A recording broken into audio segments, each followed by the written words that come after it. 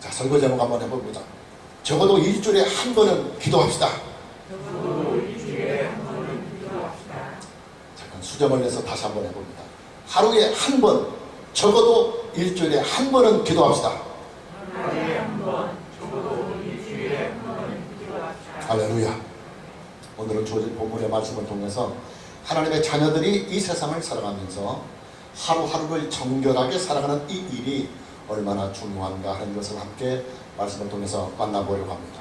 하나님께서는 모세와 아론에게 법의 율례를 주셔서 부정한 사람들에게 정결함을 얻게 하는 잿물의 제조의 방법과 그리고 그 사용법에 대하여 오늘 본문을 통해서 말씀해 주고 계십니다. 잿물을 통한 정결의 법이 왜 새롭게 나오게 되느냐.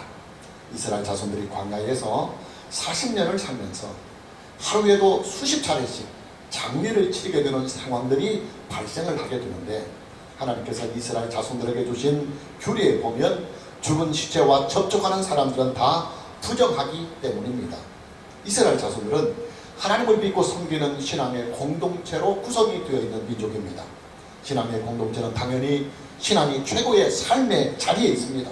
하나님을 예배하며 또 하나님께 감사와 영광을 드리며 하나님께서 베풀어 주시는 은혜와 복을 얻고 누리며 살아가는 일이 그들의 삶의 최고의 목표요 목적입니다.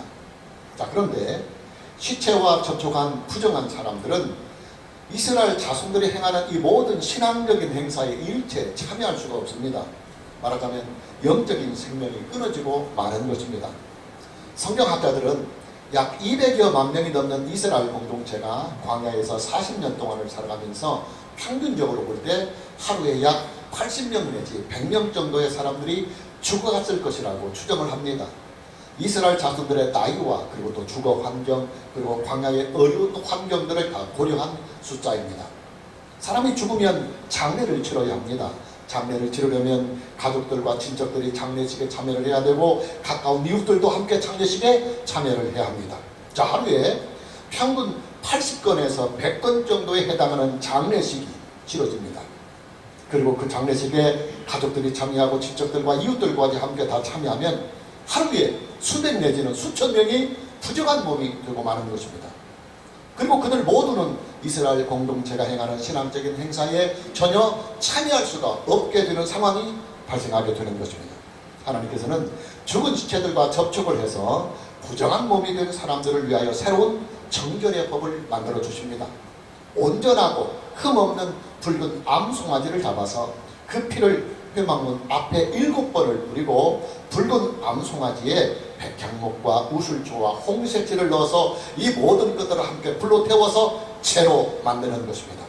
본문 1절과 2절 말씀을 보면 여호와께서 모세와 아론에게 말씀해 주시되 여호와께서 명령하시는 법의 율례를 이제 이르노니 이스라엘 자손에게 일러서 온전하여 흠이 없고 아직 멍에매지 아니한 붉은 암송아지를 네게로 끌어오게 하고, 그리고 다시 3절과 4절 너는 그것을 제사장 엘레아살에게 줄 것이요 그는 그것을 진영 밖으로 끌어내어서 자기 목전에서 잡게 할 것이며 제사장 엘레아살은 손가락에 그 피를 찍고 그 피를 회막문 앞을 향하여 7번 뿌리고, 다시 5절 6절 그 암소를 자기 목전에서 불사르게 하되 그 가죽과 고기와 피와 똥을 불사르게 하고 동시에 제사장은 백향목과 우수조와 홍색실을 가져다가 암송아지를 사르는 불 가운데 던질 것이며 그랬습니다. 자, 이렇게 해서 재가 만들어집니다.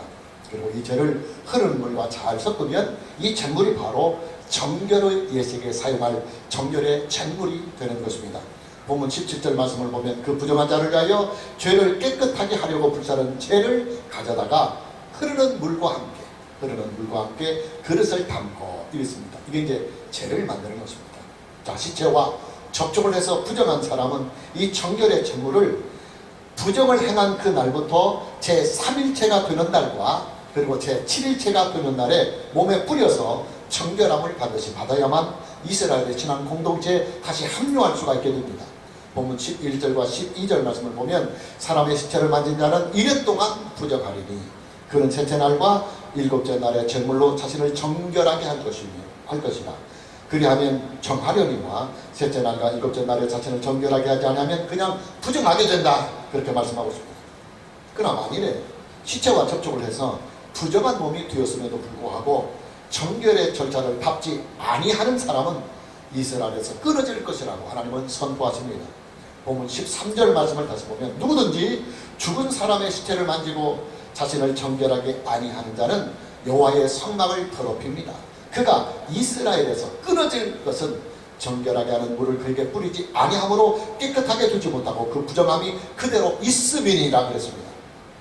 제게 구약학을 가르쳐 주신 유재원 교수는 이스라엘에서 끊어진다고 하는 이 말씀을 어떻게 해석을 하느냐면 이스라엘 공동체에서 추방을 한다는 말이 아니라 원어를 추적해보면 생명이 끊어진다, 즉 죽임을 당한다, 그렇게 분명하게 해석을 하고 있습니다.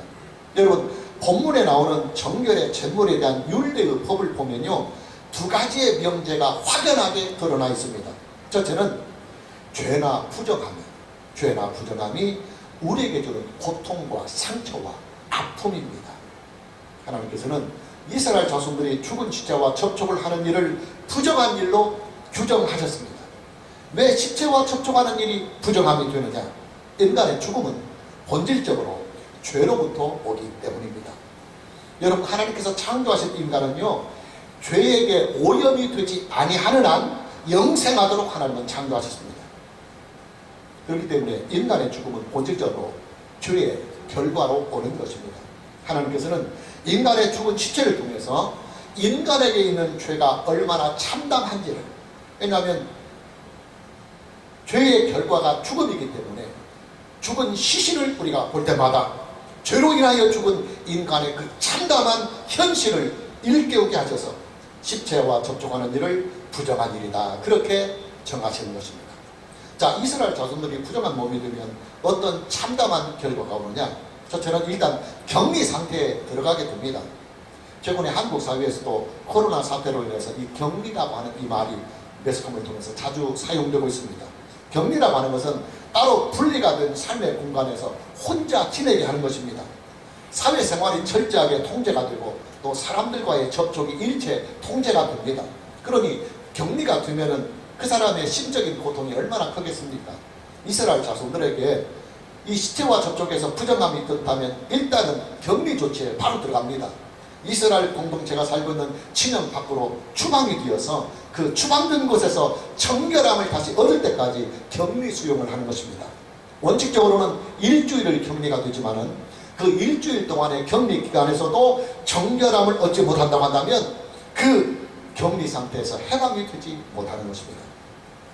두 번째는 이스라엘 자손들이 부정한 몸이 되면 종교 행사에 일체 참여할 수가 없습니다. 좀 전에도 말씀을 드렸지만 이스라엘 자손들의 이 공동체는 신앙의 공동체입니다. 하나님께 대한 신앙이 그들의 기초요, 그들의 중심이며 그들의 전부의 인생입니다. 그런데 부정한 사람은 그렇게 하나님을 예배하고 하나님을 섬기며 하나님께 은혜를 받고 복을 얻는 그 신앙적인 모든 행사에 일체 참여할 수가 없게 됩니다. 하나님의 은혜의 자리에서 끊어지고 마는 것입니다. 다시 말하자면 영적 생명이 죽는 것입니다.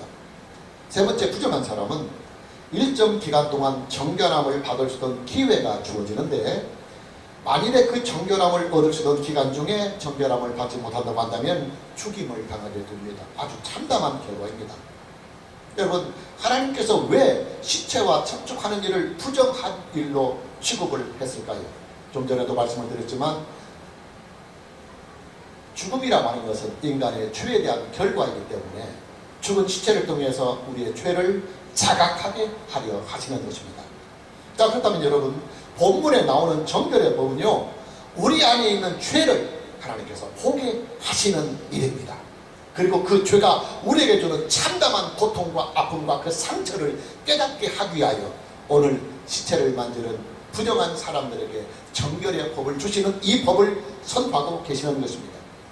여러분, 죄는요, 하나님과의 관계를 크게 깨져버리게 하는 큰 고통을 줍니다. 사람의 인체로 말하면 숨이 막히는 일입니다. 사람이 숨이 막히면 어떻게 되겠습니까? 명분암에 죽게 됩니다. 죄는 사람의 숨통을 막히게 합니다.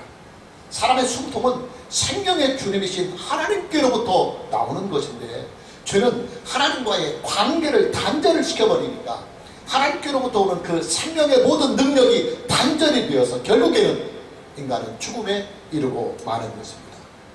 이뿐만이 아닙니다. 죄는 사람과 사람 사이의 관계에도 치명적인 부작용을 줍니다.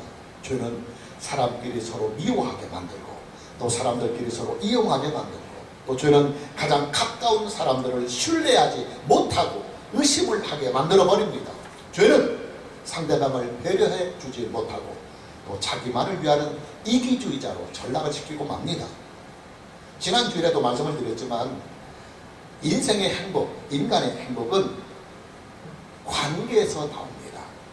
나와 가장 가까운 사람들, 내가 사랑하는 가까운 사람들과의 좋은 관계가 행복한 인생을 만들어 가는 것입니다. 여러분 그렇잖아요. 돈이 있어 봤던들 부부가 늘 다투기나 하고 전쟁과 같은 부부 생활이 이어진다고 한다면 그런 인생이 어떻게 행복할 수가 있겠습니까? 그러나 돈이 좀 부족해도 부부가 서로 아끼고 존중하고 위해주면서 함께 서로 사랑을 하며 살아간다고 한다면 그것이 바로 부부의 행복인 것입니다. 저는 이 모든 것들을 다 깡그리째 깨트려버리고 맙니다.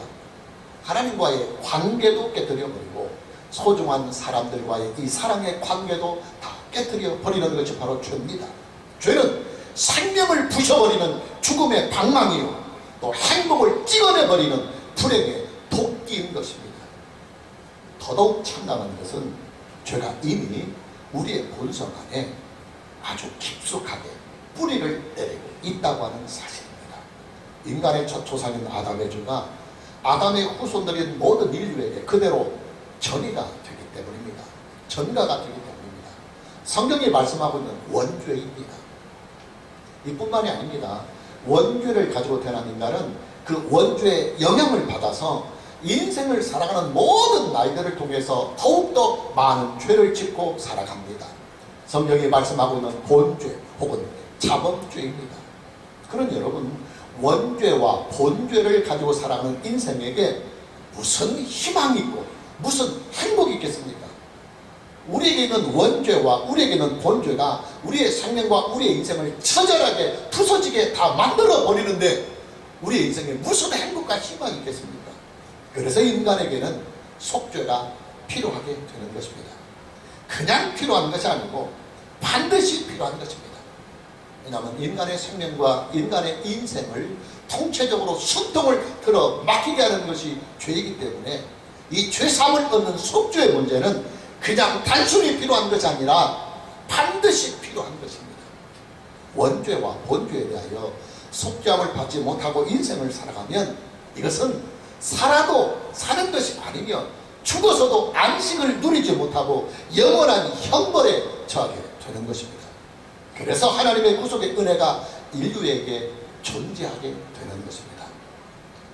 원죄와 본죄의 영향으로 말미암아 사람의 노력과 의지만으로는 결단코 생명이 온전하지 못하고 그리고 인생이 불행해지니까 하나님께서는 사람에게는 원죄와 본죄 모두를 의의 법으로 다 구속을 해주셔서 범죄한 인간에게 속죄의 은혜를 베풀어 주시는 것입니다.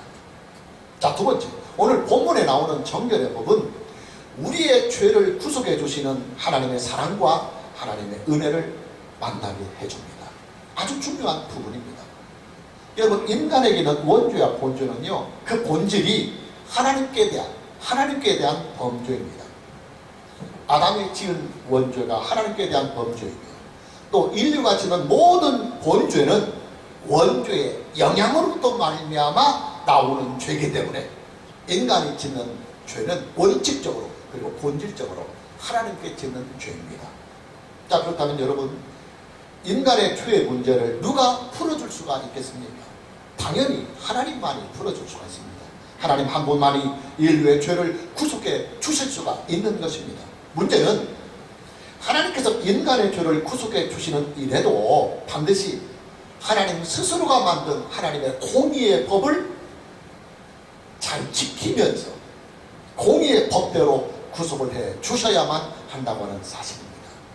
여러분, 범죄한 인간에게 속죄함을 주는 이 일이 법 질서 안에서 이루어져야만 이것이 합당한 일이 됩니다. 만에 하나라도 범죄한 죄인에게 속죄함을 주는 이 일이 법 질서에 어긋나는 일이라고 한다면 속죄함을 주는 그 일 자체도 불법이 되는 것입니다. 하나님께서 만들어주신 공의의 법 질서가 뭐냐? 죄인은 반드시 처벌을 통해서만 사함을 받는다. 이것이 바로 하나님께서 인류에게 주신 공의의 법 질서입니다. 죄를 지은 사람은 마땅히 그 죄에 대한 책임을 져야만 하나님의 공의의 법 질서 안에서 살아갈 수가 있는 것입니다. 문제는 인간이 하나님께 지은 죄가 어떤 처벌을 받는 수위냐 하는 사실입니다. 형법에도 죄의 수위에 따라서 처벌의 강도가 다릅니다. 우리가 하나님께 범죄한 죄의 처벌의 수위는 죽음입니다.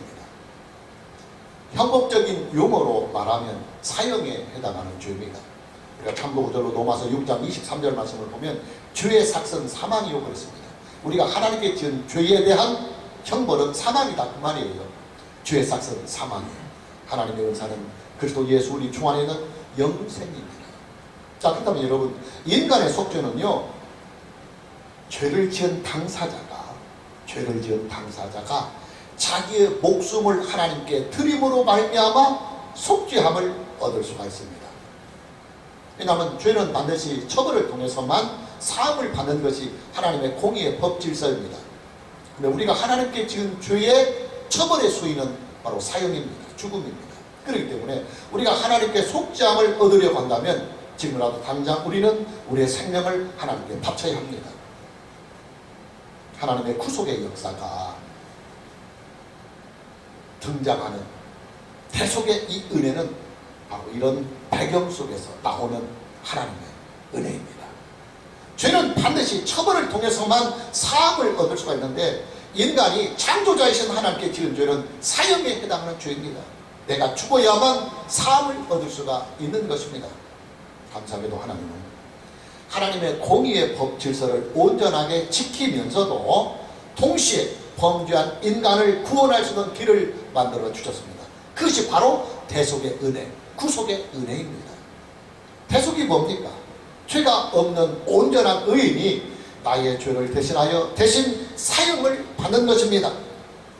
내가 받아야 할 죄의 형벌을 대신 받는 것입니다. 이게 바로 구약에 나타나고 있는 구속의 역사입니다. 나의 죄를 대신해서 흠없고 온전한 희생의 짐승이 대신 죽는 것입니다. 내가 죽어야 할 그 형벌의 자리에 나의 죄를 다 전가받은 희생의 짐승이 나를 대신하여 하나님께 목숨을 드리는 것입니다. 자, 본문의 말씀으로 다시 돌아옵니다. 하나님께서 이스라엘 자손들에게 주시는 정결의 법을 보면 첫째, 붉은 암송아지가 나옵니다. 본문 2절에서 4절 말씀을 보면 여호와께서 명령하시는 법의 유례를 이제 이르노니 이스라엘 자손에게 일러서 온전하여 흠이 없고 아직 멍에매지 아니한 붉은 암송아지를 내게로 끌어오게 하고 너는 그것을 제사장 엘르아살에게 줄 것이요 그런 그것을 진영 밖으로 끌어내어서 자기 목전에서 잡게 할 것이며 제사장 엘르아살은 손가락에 그 피를 찍고 그 피를 뼈막 앞을 향하여 7번 뿌려라 그랬습니다. 하나님께서 이스라엘 자손들에게 주시는 정결의 법을 보면 가장 먼저 붉은 암송아지의 희생이 나옵니다. 그냥 단순한 붉은 암송아지가 아니라 온전하고 흠이 없고 아직 멍에를 매지 아니한 붉은 암송아지입니다. 이 붉은 암송아지는 이스라엘 자손들의 죄를 대속하는 희생의 짐승이 됩니다. 이 붉은 암송아지는 진영 밖으로 끌어가서 거기서 죽임을 당하게 됩니다. 이스라엘 진영 안에는 하나님의 거룩한 성소가 계시기 때문에 죄를 짊어지고 죽어가는 부정한 짐승을 하나님의 성소가 계시는 진영 안에서 죽일 수가 없기 때문입니다.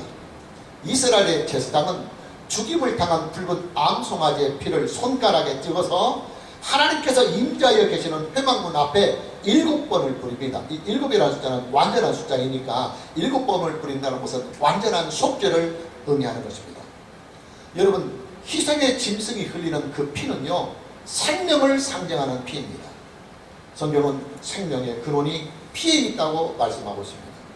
붉은 암송아지의 피가 회막문 앞에 7번을 뿌리게 되면 그 붉은 암송아지의 피는 내 죄를 전가받은, 내 죄를 대신 짊어진 암송아지의 피이기 때문에 내 피를 드리는 동일한 효력이 나타나는 것입니다. 그리고 성경은 피는 생명의 근원이라고 그랬으니까 피를 드린다고 하는 것은 내 생명을 드리는 것, 즉 내 목숨을 드리는 효과와 동일하게 나타나서 죄는 사형을 통해서, 우리가 하나님께 범죄한 죄는 사형을 통해서 사함을 얻게 되는 것이 처벌의 수위인데, 그렇게 나의 죄를 대신할 희생의 짐승이 피를 하나님께 드림으로 말미암아 생명을 드리는 효과가 나타나서 우리는 죄사함을 얻게 된 것입니다. 자, 그렇다면 여러분, 정결의 법에 들여지는 붉은 암송아지는 무엇을 예표하고 있겠습니까? 당연히 예수 그리스도를 예표하고 상징하는 희생의 짐승입니다. 예수님은 홍포를 입으시고 골고다 산에 오르셨고, 그리고 십자가에 달려서 모든 붉은 피를 흘리셨습니다. 예수님은 원죄와 본죄가 전혀 없으신 온전하신 의인이었기 때문에 대속의 짐승 역시도 온전해야 되고 흠이 없어야 되고 아직 멍에를 매지 아니한 붉은 암송아지를 반드시 사용을 해야 하는 것입니다. 자, 이렇게 해서 이스라엘 자손들의 죄는 속죄를 받고 사함을 얻게 됩니다. 그러나 속죄함을 받은 이스라엘 자손들이라 할지라도 다시 시체와 접촉을 해서 부정한 일이 생길 수가 있습니다. 그래서 하나님은 그 부정한 자들이 정결함을 받을 수 있도록 간단한 방법을 주셨습니다. 하루에도 80건에서 100건 정도의 장례식이 계속 치러지는데, 거기에 가족들 또 친척들 이웃들까지 합치면 수천 명씩 부정한 사람들이 또 생겨지니까 이 사람들을 정결을 시켜야 하나님께 나아갈 수가 있기 때문에 정결의 법을 다시 주시는 것입니다. 그 방법이 뭐냐? 그 붉은 암송아지를 완전히 불로 태워서 재로 만드는 것입니다. 그리고 그 붉은 암송아지의 재에 흐르는 물을 섞어서 부정한 사람들의 몸에 뿌리는 것입니다. 하나님께서는 붉은 암송아지의 재를 만들 때 암송아지만 쓰지 아니하고 거기에 백향목과 우슬초와 홍색지를 함께 태워서 재를 만들도록 했습니다. 본문 6절 말씀을 보면 동시에 제사장은 백향목과 우슬초와 홍색지를 가져다가 암송아지를 사르는 불 가운데 던질 것이며 그랬습니다. 백향목과 우슬초와 홍색실도 다 예수 그리스도를 상징하는 재료들입니다. 백향목은 목재 중에서 가장 보존력이 강한 목재라고 그럽니다. 그래서 구약에 지어졌던 하나님의 성전, 즉 솔로몬 성전은 레바논의 백향목으로 건축이 되었습니다. 여러분, 구약의 성전은요 예수 그리스도의 몸을 상징하고 있습니다. 그런데 예수님의 몸을 상징하는 구약의 성전이 백향목으로 건축이 되었습니다. 자, 무슨 말이냐면 정결의 법에 사용되는 백향목은 우리의 죄를 대신하여 자기의 몸을 들이신 예수 그리스도의 몸을 상징한다, 그 말이에요. 우슬초는 정결을 상징하는 풀입니다. 구약의 제사에서 피를 뿌릴 때는 우슬초에 피를 찍어서 뿌렸습니다. 그래서 당연히 이 우슬초는 정결하신 의로우신 예수 그리스도의 몸을 또한 상징하고 있습니다. 그리고 홍색실은 예수님께서 우리의 죄를 대신하여 흘리신 붉은 피를 상징하는 것입니다. 자, 이렇게 만들어진 속죄의 전물은 이스라엘 자손들이 시체와 접촉을 해서 부정한 몸이 되었을 때 속죄함을 얻고 그리고 정결함을 얻는 재료로 귀하게 사용이 됩니다. 여러분, 우리의 죄의 문제는요 오직 두 가지로만 해결할 수가 있습니다. 첫째는 나의 원죄와 나의 본죄에 대한 책임을 내가 지고 지금 당장 내가 하나님 앞에 죽임을 당하는 일입니다. 그냥 죽는 것으로만 끝나는 것도 아니에요. 영원한 사망까지 가야 됩니다. 소위 말하는 지옥의 형벌까지 가는 죽음을 당해야 합니다. 다른 한 가지의 방법이 있는데 그 방법이 뭐냐? 구속의 주님이신 예수 그리스도를 믿어서 하나님께서 베풀어 주시는 구속의 은혜를 우리가 얻는 길입니다. 예수님을 믿으면 예수님께서 내 죄를 대신하여 죽임을 당하셨기 때문에 내가 죽지 않아도 됩니다. 내가 죽어야 할 일을 예수님이 대신 죽어 주셨기 때문에 나는 죽지 않고 살아남을 수가 있는 것입니다. 이뿐만이 아닙니다. 예수님은 죽은 자 가운데서 3일 만에 다시 살아나셨습니다. 예수님을 믿는 사람은 죽음의 권세를 이기시고 다시 부활하신 예수님의 부활의 그 생명까지도 함께 얻고 함께 누리게 됩니다. 예수님의 부활의 생명은 죽음의 권세를 이기신 생명이기 때문에 우리가 예수 그리스도의 부활의 생명을 다시 얻게 된다고 한다면 우리도 다시는 죽지 아니하는 영생의 몸을 얻게 되는 것입니다. 여기에 보너스가 있습니다. 예수님을 믿는 자는 이 영생하는 몸을 가지고 새하늘과 새 땅으로 임하시는 하나님의 왕국에 들어가서 하나님의 자녀로 왕같은 제사장으로 영생 복락을 누리며 살게 되는 것입니다. 물론 이 세상에 살아가는 날 동안에도 속죄함을 온전하게 얻었기 때문에 죄 때문에 오는 모든 어둠의 저주를 다 끊어낼 수가 있는 것입니다.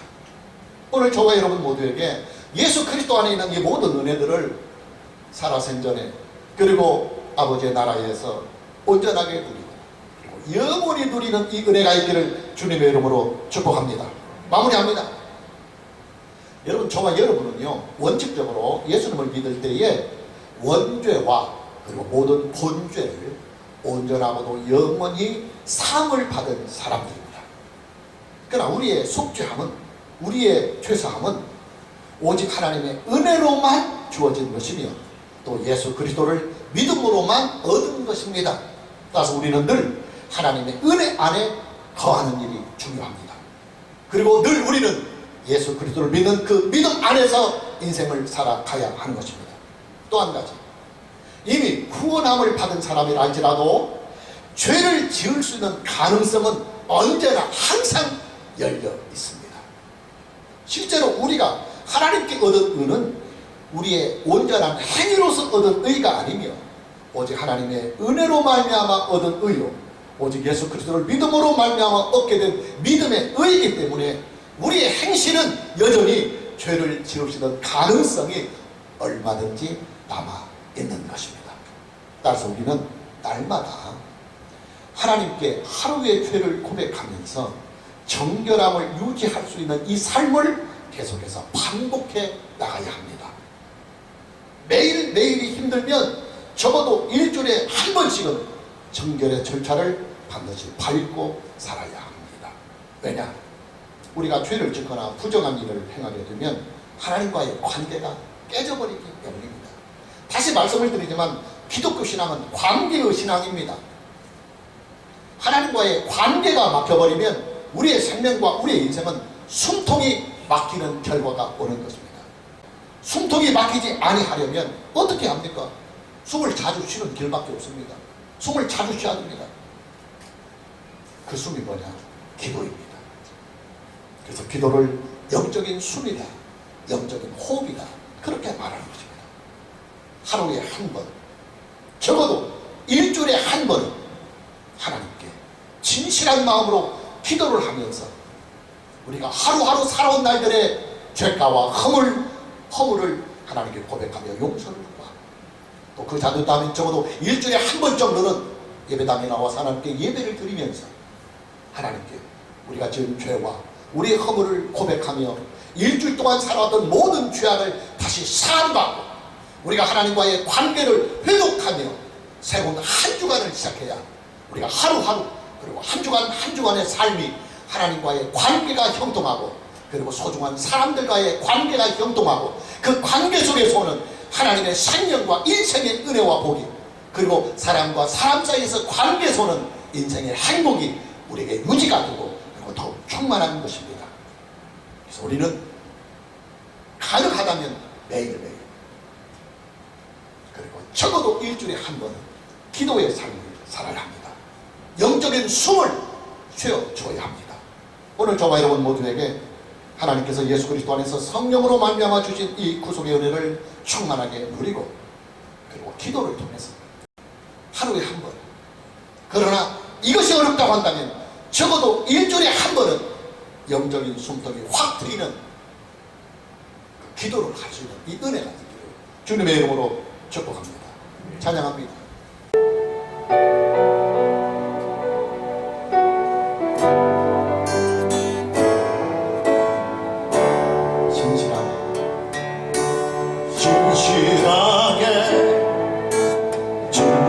진실하게 거룩하게 살게 하소서. 진실하게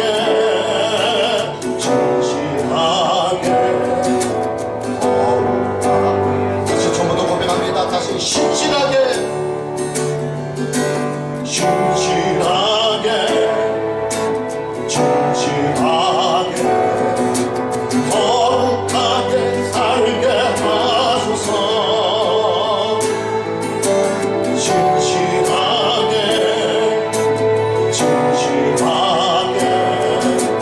거룩하게 살게 하소서. 하나님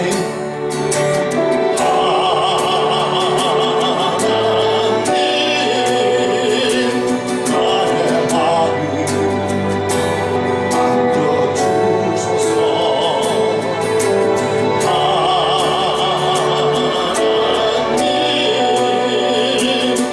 나의 영혼 새롭게 하소서. 진실하게 진실하게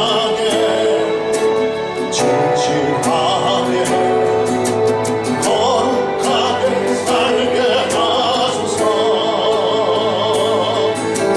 진실하게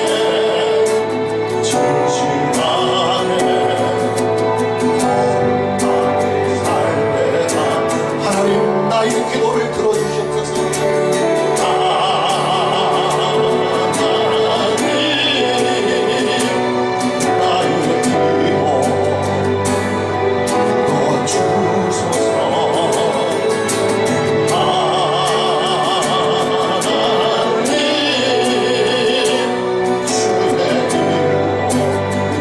다시 오른손 높이 들고 1절 고백합니다. 신실하게 진실하게